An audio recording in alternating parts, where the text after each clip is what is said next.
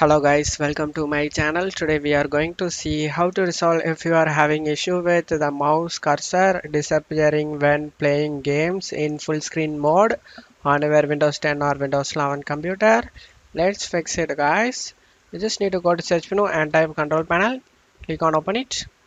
Select view by two large icons and select the mouse. And now select the pointer options.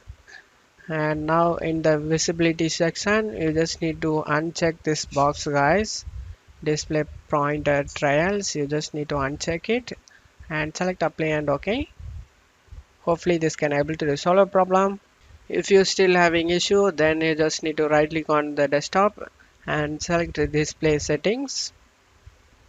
Under the scale and layout, in scale you just need to select the recommended one, and hopefully that can able to resolve a problem. And you may want to also go into the in-game settings as well.